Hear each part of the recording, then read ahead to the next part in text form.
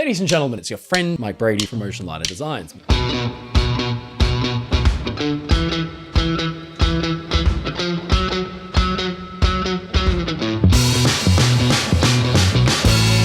It's been almost 4 years since we first started making videos for Oceanliner Designs on YouTube. And since then, we've transported you, our audience, and our friends to far-flung locations. We've given you front row seats to epic sea battles, and we figured out what makes history's greatest machines work. Things have changed a bit, from the channel's extremely humble beginnings as a pandemic lockdown hobby to what it is today, proudly supported by over 600,000 subscribers from across the globe and run by a team of passionate nerds. Enthusiasts. What hasn't changed is the presenter.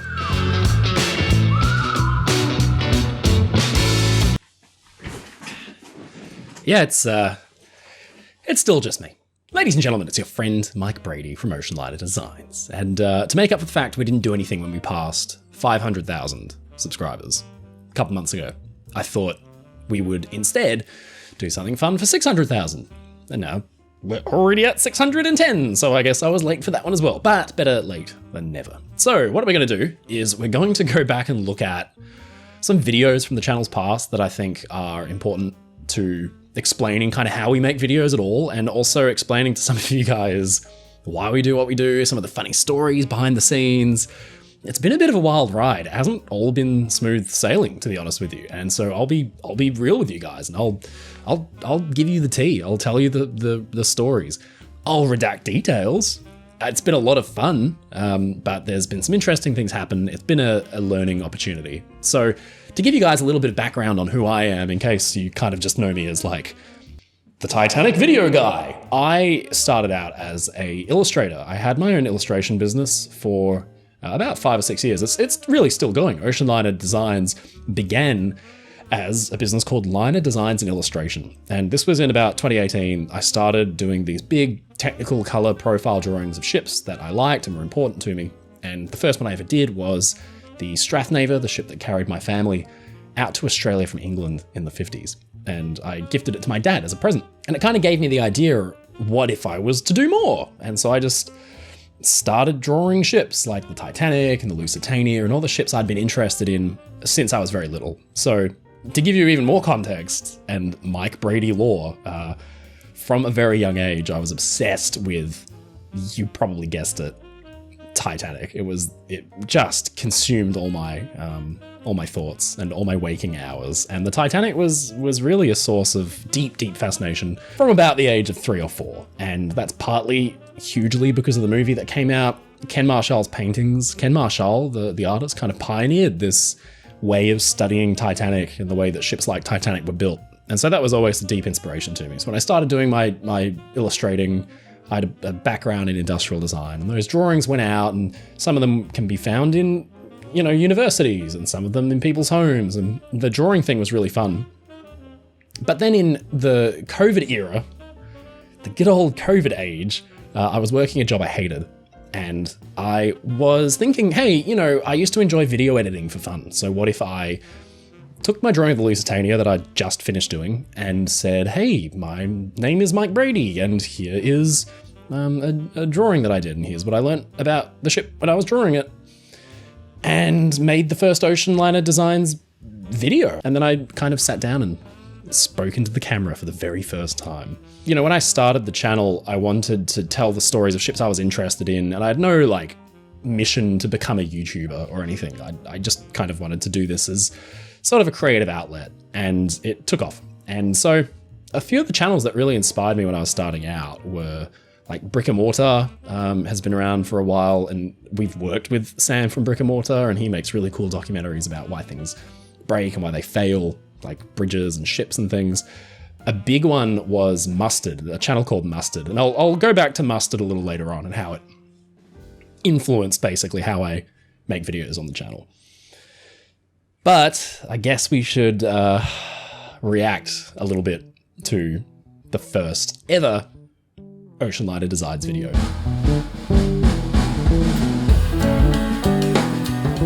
This is like late 2021, I think, and I've just sat down in my little office study room I still lived at home, and I set up my iPhone camera, and I recorded this. Hi, my name's Mike Brady. I'm the founder and illustrator from Liner Designs and Illustration. 4 seconds in, and I'm already cringing. So the whole, like, the tie and the waistcoat thing was because this isn't just a gimmick. Like, I spent actually a few years really into like the vintage dress scene and 1920s clothing. I loved it. So I used to wear this stuff every day for fun. By this point, I'd stopped, mainly because of the pandemic. And I wanted to dress up for my YouTube videos because also it kind of, you know, people will probably be more likely to listen to you if you look authoritative, you look like you know what you're talking about, you've dressed up for the occasion. But I didn't commit to the tie because I also wanted to appear relatable and cool and just like casually showing you around my drawing of the Lusitania. And so I wanted to appear, you know, like I said, kind of authoritative. And then the first thing that begins the first video ever made for Oceanliner Designs is a gag about me having a squeaky chair.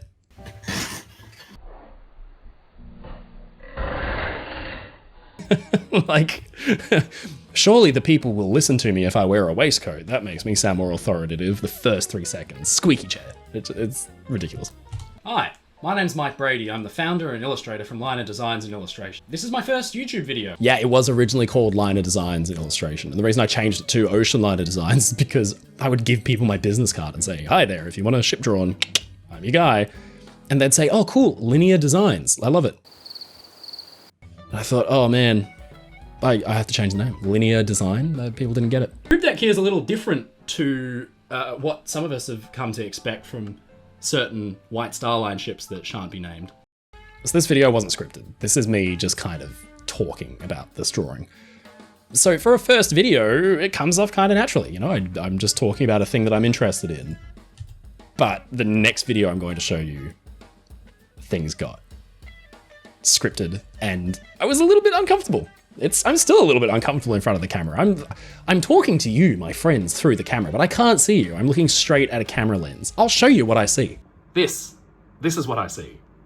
And then you also get the condenser discharge outlets from here. So the turbines are obviously taking a lot of steam, condensing that, taking the energy out of it, and what you're left with is, of course, a lot of fresh water.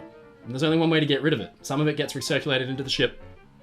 The rest of it goes out the side. This is where I made my first big mistake on the channel, in my first video, which is great. Mistakes are unavoidable. Mistakes are unavoidable because the channel puts out 2 videos a week. I'm writing and fact-checking all of the content. I write about half of the scripts, and then I have to kind of fact-check and also judge the other half.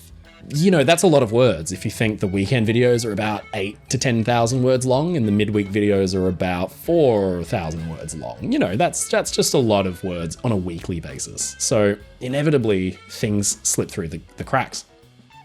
And I'm okay with that because if it's a big enough mistake, I'll make a video correcting that, as I have done in the past. And we'll talk about that in a minute. But sometimes it's like a little quibbling thing that I'm like, you know, like I accidentally refer to 10.5 centimeter guns as 15 centimeter guns because I misread it. Or in a recent video where I said Titanic is 4,000 kilometers at the bottom of the ocean, which it is absolutely not. I meant to say 4,000 meters. But I will still get things wrong. And I'm totally happy to admit to that.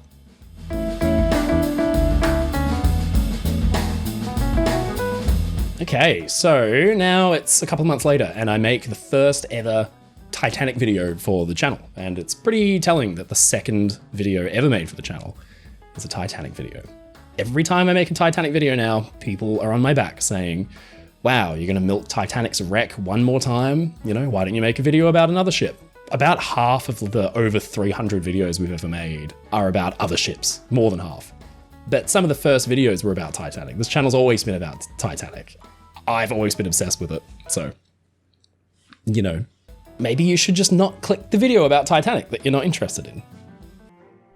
In July 1908, directors of the White Star Line were presented with a set of plans for a pair of ships, the likes of which had never before been seen. This is where I look really uncomfortable in front of the camera. At least I'm wearing a tie. You know, at this point, I'm still just talking about the drawings that I've done, and this is kind of all the channel was. You can tell I'm just reading from a screen, or like a teleprompter. I'm just like gazing down every now and then. After success with a group of ships known as the Big Four, the Celtic, Cedric, Baltic, and Adriatic, White Star Line faced a serious threat when competitors Cunard began construction on a pair of massive, luxurious ocean liners. So this was the meat and potatoes of the channel early on, because it was just me talking about the Titanic, and it was something I could just talk about because I was really comfortable talking about it. And I wasn't making things with the algorithm in mind. I wasn't making things to try and appeal to like a million people. I was just making stuff because I wanted to. And on this particular day, I wanted to talk about the first designs of the Titanic and how they changed. I would probably remake this video, but now it would be 3D animated. Maybe I will remake this video. Would you guys be interested in seeing this video, but with like 3D animations instead? Let me know. Okay, that's enough of that. There's not really much to talk about with that video because it's pretty straightforward, but I wanted to show you like the first Titanic video. There you go.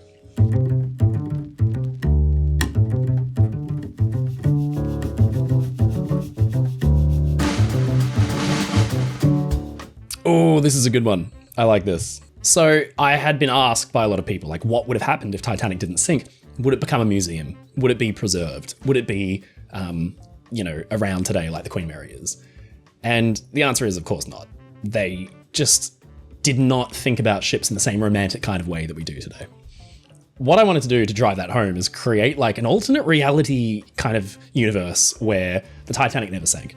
And the whole video was done on that premise. So the introduction is like, we all know about the Olympic and the Britannic, but did you know there was a secret middle sister, which was a lot of fun. And so the drawings that I did, I took my Titanic and then kind of modified it a bit and came up with this whole like lore and story and based it on the Iberia, which was this really beautifully designed ship. She was one of a series of really, really successful ships that were very, very similar.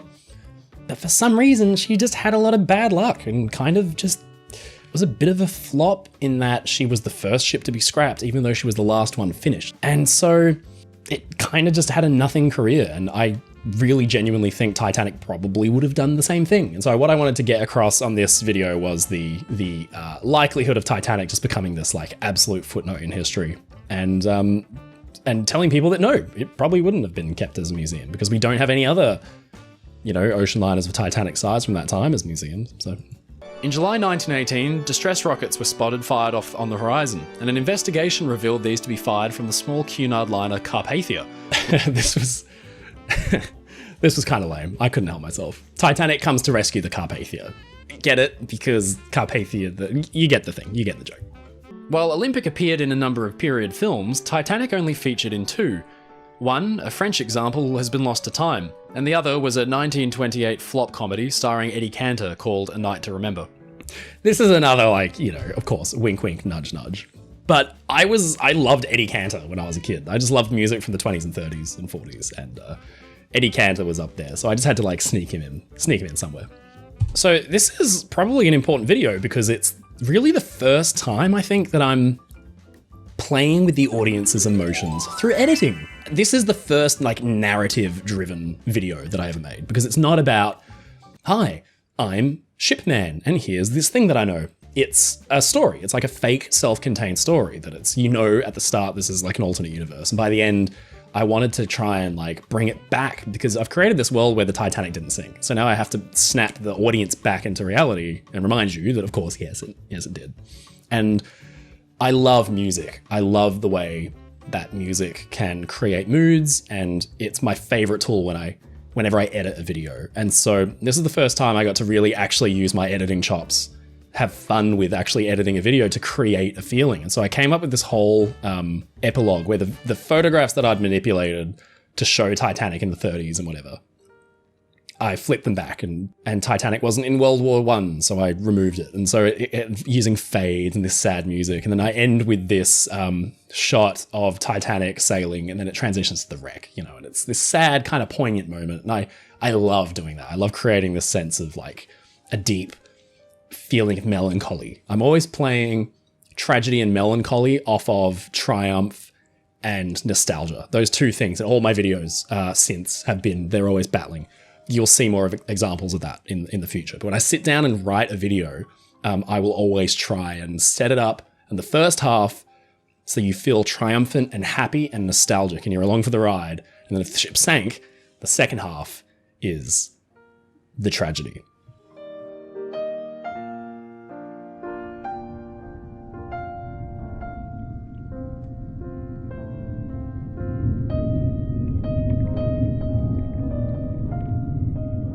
The sequel was What If Britannic Never Sank? So this video was inspired by comments saying, do a video about how Britannic would have survived and also had a boring career. There was this one kid that really wanted me to have it preserved as a museum ship in my alternate universe.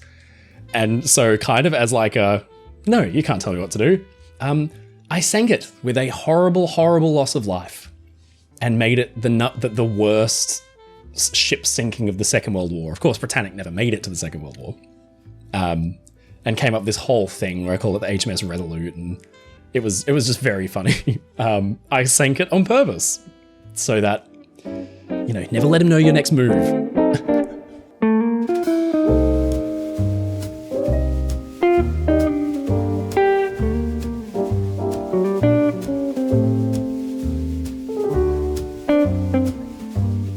Oh, wow. Right. Okay. So the SS United States video. What made the SS United States so fast? This video is important. Up until this point on the channel's history, this is at least like a year in, I'd just been kind of talking over either my drawings or black and white photographs or bits of footage or whatever. And I always knew that wasn't going to cut it because there's only so much you can do with the black and white pictures. I knew animation needed to come into it at some point. And that other channel I was telling you about earlier, Mustard, has beautiful, like eye-achingly beautiful animated videos. And I was obsessed with them. So much so that I copied their thumbnail style. Sorry, Mustard. But I didn't know how to animate. So a friend of mine sat me down and kind of showed me the ropes with Unreal Engine 4. But then I had an issue, which was that I didn't have 3D models of the ships I wanted to talk about. I didn't know how to 3D model. I didn't have any budget. So what do?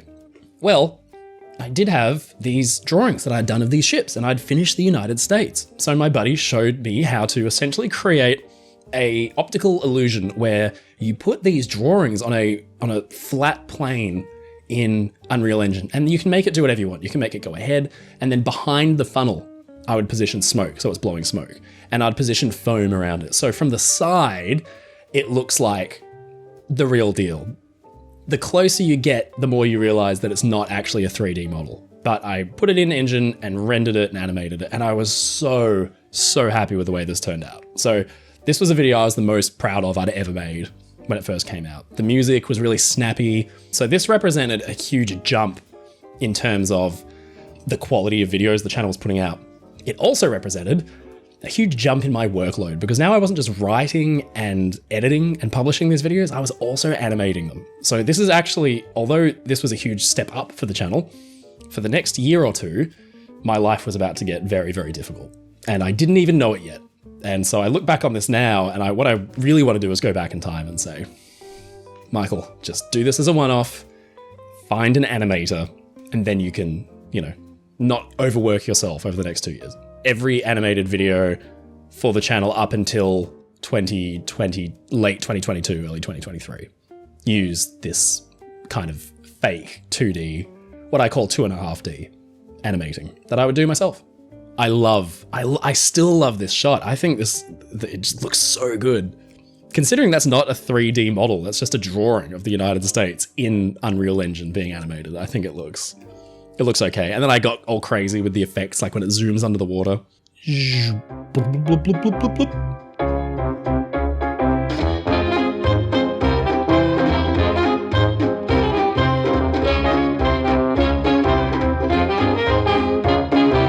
Now we get to the first video you guys actually asked to see when I asked you the other day on the channel.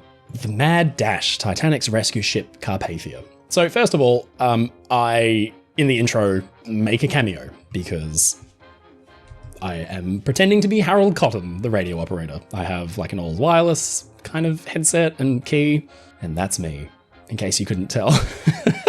That's not very convincing, is it? I actually got, I caught flack for this as well because my ever observant audience saw that I was like tapping the Morse key, and that's not what you do. If you see like an actual Morse operator, you see them like sitting there and like it's hard to explain, but they like use their wrist to tap out the message. And I had no idea what I was doing. So I was just like, doot, doot, doot, doot, doot, doot, doot. I was really proud of this shot. I was really proud of the lifeboat heading towards Carpathia. You can see as I started to get more comfortable animating that I was beginning to implement 3D objects and just getting my head around animation.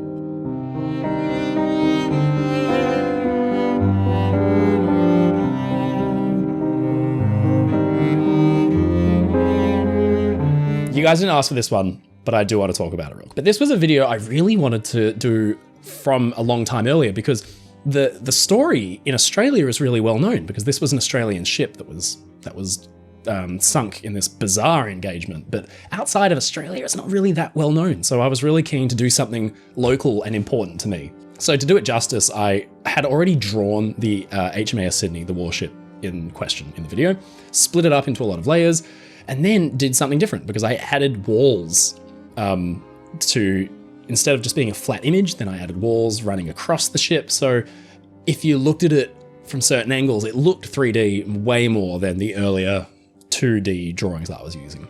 Then I drew the Cormoran, the German warship, did the same thing. And so it meant I could actually get some really interesting shots, not just from the side anymore. I could start to get some cool shots. So during the battle sequence, I was really inspired by Saving Private Ryan for this. I love that film, especially like there's this one shot low down looking up at a gun, firing straight at the Sydney. I was just like borrowing shot ideas and things. And this was the most work I'd ever put into a video by that point. It's over 30 minutes long and that's the longest video I'd ever made. And I remember, because I animated this was 2 weeks straight of just sat at the computer, right here actually, sat here, animating and writing. And so now, the videos are just getting more and more complex, which is what I always wanted. But then I just felt like in this spiral of like, oh, the audience is expecting it to be bigger and better. And, that sometimes you just got to make a video where you just sit down and say hi and talk about the thing you're interested in, like I was doing way back at the start.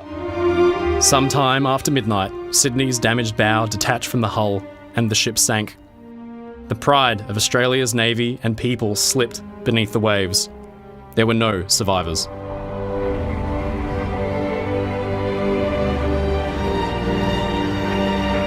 Yeah, this is a bit of a trope, an Oceanliner Designs video trope now, but what I like to do is give little moments to the ship or the crew with musical accompaniment to try and create a mood. In this case, I wanted to use this piece, Fantasia, on a theme of Thomas Tallis, because it's one of my favorite pieces of modern classical music. It was written right around the turn of the 20th century. And it's a piece that was used to really good effect in my favorite movie, Master and Commander. So I kind of lifted it and put it in here when the Sydney is battered and broken and sinking, because I want you, the audience, to really sit down and, instead of me just saying, and then the Sydney sank, afterwards, you have to kind of pause the video for a minute and just feel this sense of like, wow, this really happened to real people. And it's grim. The first half of the video, again, like I was talking about earlier, you set up a sense of like excitement. You set up a sense of enthusiasm, nostalgia for this era. It's harder to do sometimes for warships, but with Sydney, I used marching music and really happy, upbeat music to make you feel like you were there, to make you go for the Sydney. I want you to go for Sydney.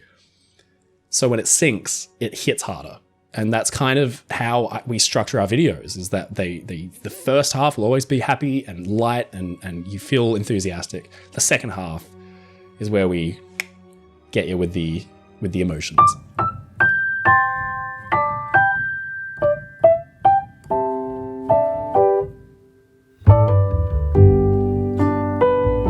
A lot of you guys asked for the evolution of ocean liners, and it was a video I would have picked to talk about anyway, but I'm glad you did, because I love this video.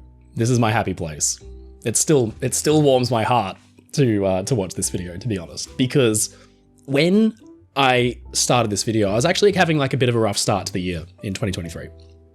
And I didn't really know what to make a video on one week, and I was kind of like scrolling through Lucas Gustafsson's archive. So Lucas Gustafsson is this really talented Brazilian 3D modeler who helps us out with all projects, and he's working on the video game that we're doing, Grand Voyage. And he'd modeled all these ships from the 1800s up to the 1900s and beyond. And I was like, these are really beautiful. Like, what could I do with these? And the more I looked at them, I thought you could kind of put them in order and you can see the evolution of ocean liners. And I didn't have the skill or the time to animate this, but fortunately, somebody did. And this is the first video I ever worked on with Jack, my 3D animator, who I still work with today, over a year later. And this is the first video we ever did together. And I premiered it. And it was a live premiere. So I was sitting there watching the live reactions, and I think Jack was as well. And we were just so thrilled, like genuinely thrilled to see people excited by these animations. This was a huge jump in terms of quality for the channel, and it was just the beginning, because everything we've done since, we've worked on so many videos together, and this is the one I always like to go back to and watch. It's also because the video's upbeat. Like, we're not talking about a ship that sank. We're not talking about tragedy. We're talking about progress. We're talking about innovation. We're talking about happy, fun stuff. And I don't get to do a lot of that on this channel because it's always tragedy. And 2023 was about to get a lot worse. So this is a fun video for us to look back on and just feel like I love the music.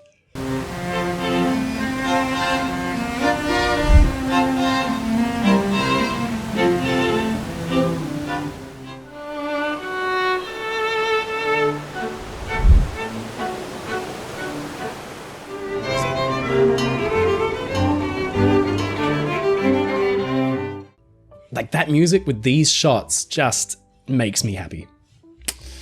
It still slaps. It still slaps. Good job, Jack.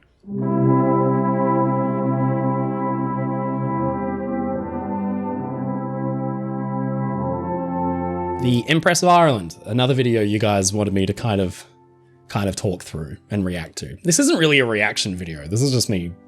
I hope somebody finds this interesting. This is just me talking about how we made stuff. April 2023, the anniversary of the sinking of the Empress of Ireland was coming up.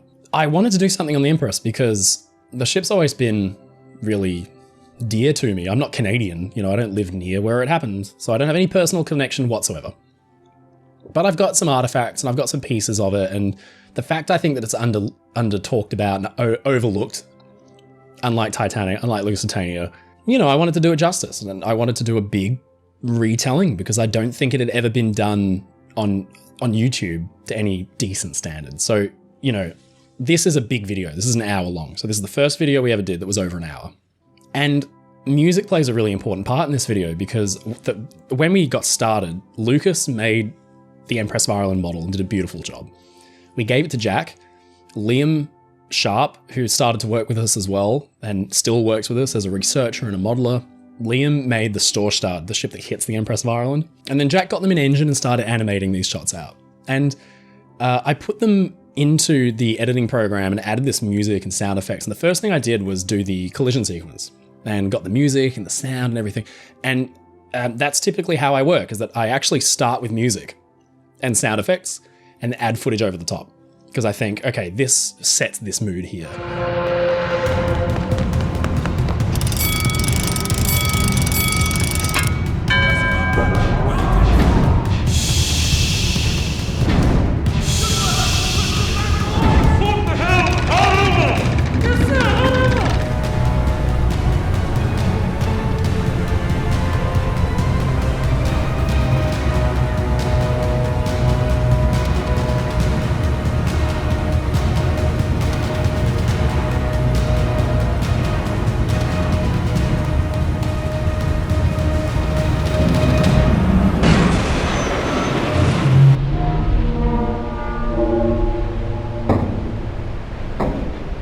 You know, so the collision is really fast paced and really hectic. The shots of the telegraphs, I caught up with my friend Georgia and we went to a preserved warship in Melbourne called the HMAS Castlemaine. It's got big old steam engines and telegraphs like that. And so we just filmed around it. The steam engines are about 1/20th the size of those that would have been used on the Empress. And they're also really, really slow. Like, I'll show you the actual, if I can find the original footage, I'll insert it here.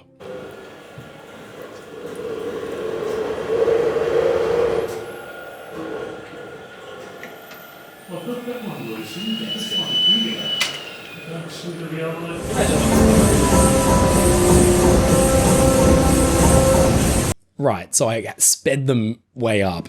And so, yeah, we were like doing a little bit of filming in real life and then cutting in animations and stuff. And honestly, this is probably the video I'm the most proud of. I think it's just the right kind of balance between upbeat and nostalgic and then horrifically tragic. There were details about the sinking of the Empress of Ireland that we cut from this video because not only would probably the video get demonetized, but also it's so tragic that I'm not here to shock the audience. I'm not here to shock you.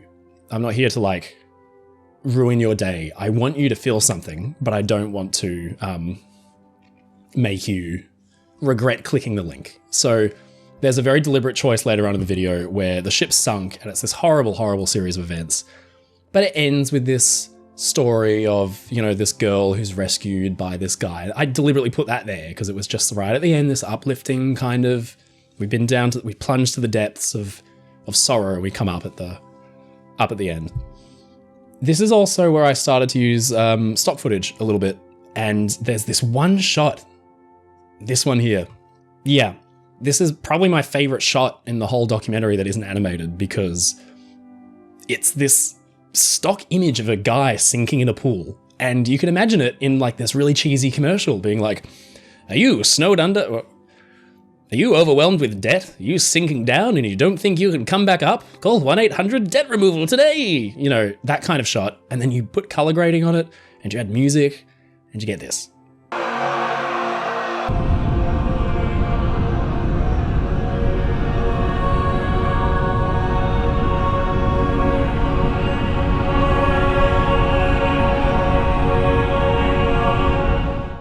And I love that shot. I love it a lot.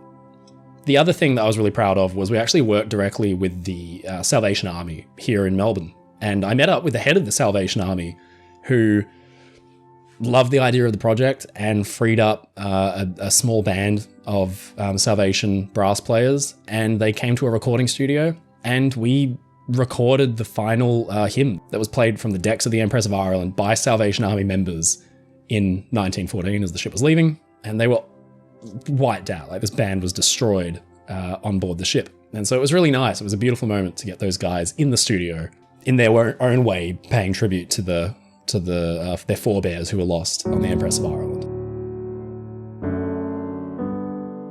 Nobody asked me to talk about this video, but I'm going to do it anyway, because it makes me really sad. There's a couple things about this video I have to talk about. First of all, a ton of people criticized me for making this, and still do. And a lot of people said that they couldn't believe that I would go in to defend OceanGate, and that I'm a shill, and that I have no morals. Which I think is totally fair and valid criticism. I think it's an unfair take. I didn't make this video to come in and bat for OceanGate. This was in the week Titan was lost. To put you in the context of the time, just to refresh your memory, there were news stations running counters for when the oxygen was going to run out. People were immediately bashing all the people who had died on the submarine, making jokes about them, calling them, you know, billionaires that deserved it.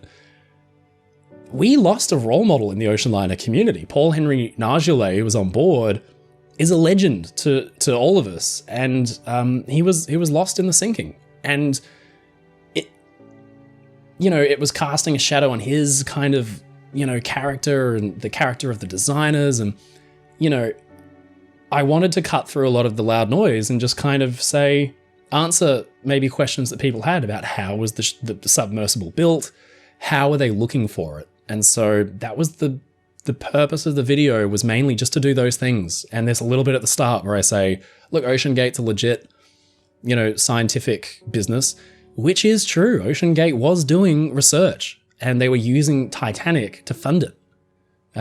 So I certainly wasn't batting for OceanGate. I think a lot of the facts that have come out now are, pretty pretty damning in a lot of ways. But I wanted to make it to cut through a lot of the noise. And there's nothing really in the video that's fun for me to talk about. But what happened immediately afterwards is interesting, because this video comes out and the channel explodes. This is a graph of watch time in the channel's history. So this is the amount of hours per day. And see if you can pick where the Ocean Gate incident happened. So at the same time this horrible thing has occurred, it's just blasted the Oceanliner Designs channel way up into the stratosphere, which was bittersweet. Then we got copyright struck. So a couple of videos got taken down by an undersea photographer for briefly featuring some of her pictures without credit. We kind of accidentally somehow snuck them in during editing. There were videos that had come out months, and in one case like a full year before. On YouTube, if you get 3 copyright strikes, your channel gets deleted. We got 2. So Oceanliner Designs almost got nuked from orbit, and there was just no dealing with it. It was this brick wall, like not interested at all in resolving it. So we didn't post anything for like a month or 2 afterwards. So around June 2023, Titan's lost, the channel explodes in popularity, then we get copyright struck. So it was just this insane kind of like roller coaster of emotion.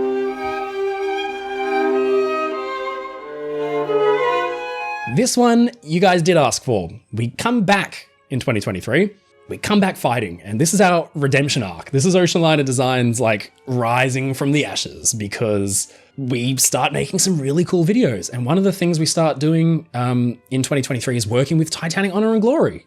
Titanic Honor and Glory are like our best buds. We love Titanic Honor and Glory. They make amazing stuff. They make awesome, awesome things about Titanic, and they're so generous. And they said, you know what, Mike? You can use them. And some of the things we can use are Jack's animations of the Titanic sinking. And one week, I had a video lined up for the weekend, and it completely failed. I couldn't write the script in time. I couldn't get the animations done. I had no idea what I was doing, and then I got sick. So the video for that weekend fell through. And so with nothing to post and no idea of what to do, I was like, hey, Jack, do you mind if I just make a video entirely of the animations that you've already done of Titanic sinking and just kind of tell the story of the final plunge? And he said, sure. So that's what we did. And little did I know it would become a popular series on the channel. It was never intended to be that. This was me trying to dig myself out of a creative hole. 26 minutes of the ship sinking. It's meant to be Titanic's last 5 minutes. And one of the most popular comments on that video is, oh, if it was the last 5 minutes, why is the video 26 minutes long? Idiot. Good one. You really got me with that one.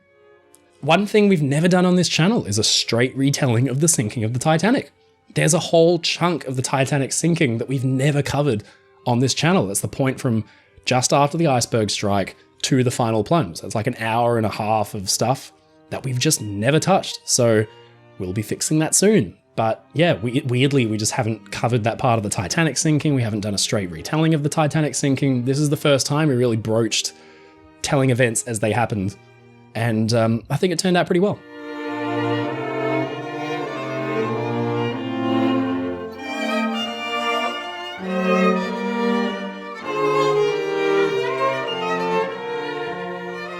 This is the one you guys asked for the most, second only to Empress of Ireland.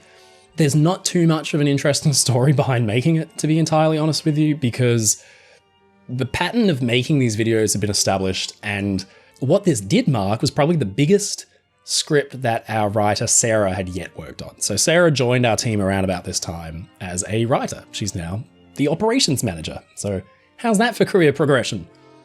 Sarah joined and wrote the Britannic script, and it was really good. And so when somebody else writes the script, what I will then do is go over it and completely reword it. And she calls it Mike Bradyfying. If I have to edit her scripts, it's Mike Bradyfying the script. I call it zhuzhing. I just go in and give it a little zhuzh. And in this case, a little zhuzh was me like reorganizing things, taking out a whole paragraph and chucking it up at the top and butchering it and tearing it apart. So my job now is basically just storytelling, if that makes sense. So we put this video together. Jack very expertly animated it. Liam helped with the research. And this was another, long video, like an hour long. And we're still pretty proud of it. I think Jack handled the animation of the lifeboat being sucked into the propellers really well, because we didn't want to show any graphic violence, of course. So he's got this very tactful pan away from the lifeboats, which I think is really nice. Again, as Britannic is sinking, even though there weren't a lot of lives lost, still a tragedy, but not to the same, obviously, scale of human loss as Titanic, Empress of Ireland. It's still a great ship that was lost. So we wanted to set the tone, make it a bit sad. I chose a piece of music that would sit over the top. That would do so.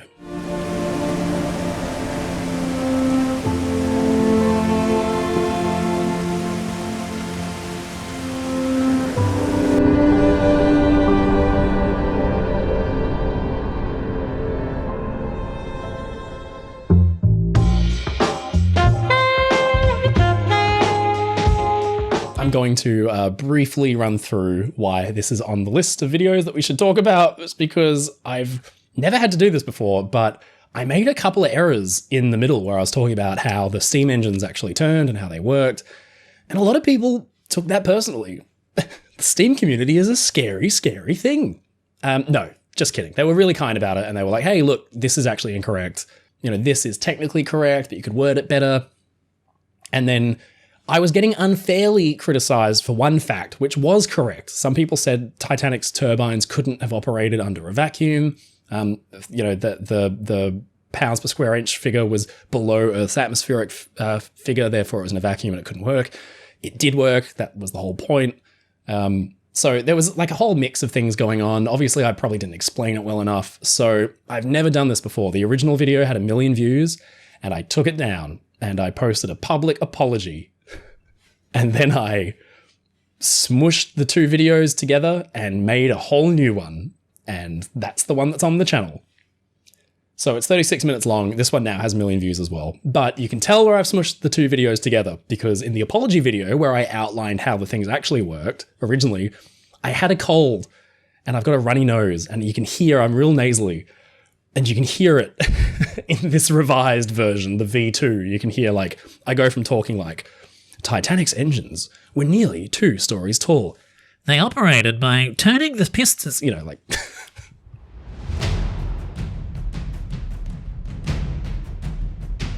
A lot of you guys asked about the Scharnhorst documentary we did, the sinking of the German battleship. This is a video that I am so proud of, and I didn't write it.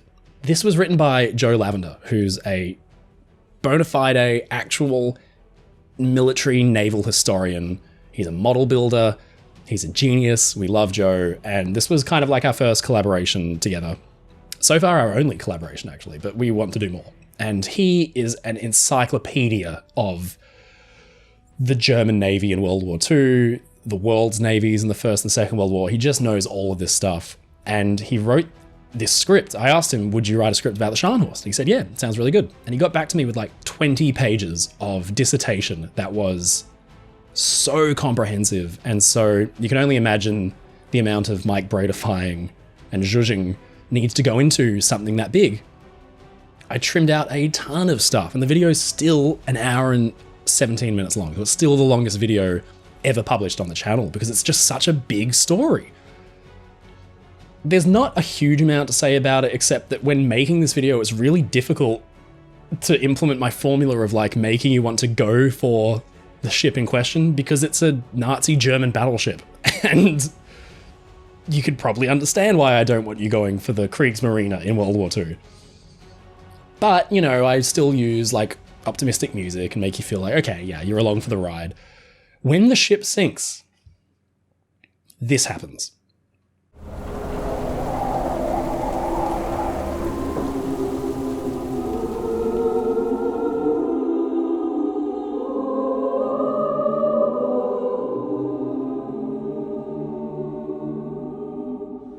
So, as usual, the ship's sinking, I want to choose a bit of music that I think would work for the particular occasion. And I wanted to use Ich hatte einen Kameraden, which was a German war hymn. That means I once had a comrade. It's a really beautiful piece, and it's traditionally played at German military funerals.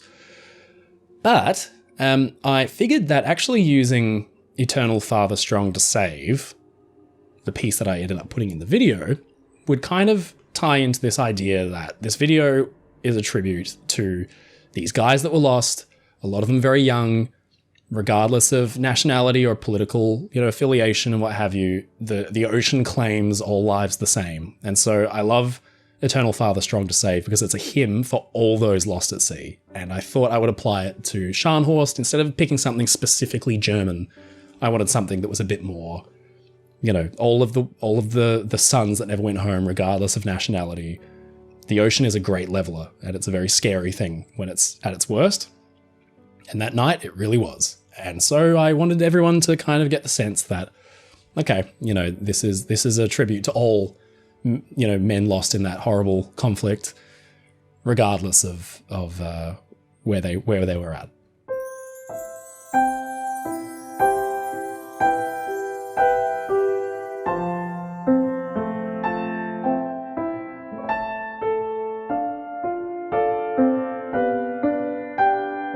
So now we get to the recent past. This is the final video I'll talk about because it's actually 2 videos. So I mentioned that Joe Lavender was tasked with writing a script about the Scharnhorst and got back to me with a dissertation. I said to Sarah, we want to do a big documentary about the Lusitania. Can you work with Liam and some of our research team on putting it together? And they got back to me with, again, like 20,000 words, which is about a 2 and a bit hour long video. But there was no other way of telling the story because I could only trim out so much. What Sarah had written was really good. But I didn't want to delete the story of the Lusitania's career. Everyone's always interested in the sinking, but you forget it had this whole crazy career where it was a celebrity and like the most well-known ship in the world. So we decided to chop it in 2 and create 2 videos. The first one covering the career, the second one covering the sinking. And the sinking drew some interest because it does reveal a couple things about the loss of Lusitania that weren't so well known, and it makes some new assumptions based on testimony, like the funnels coming down during the collapse and the idea that one of the ventilators exploded during the sinking. This is all relatively new information, and we wanted to show it off for the first time on screen. But again, beautifully animated by Jack. This was all edited by me. I still do most of the editing on the channel. I will say this 2 hour-long videos back-to-back over 2 weeks nearly killed me. This was a lot of work. And right after this, I took a 3-month holiday that I've only just come back from. So I'm back and I'm ready for action.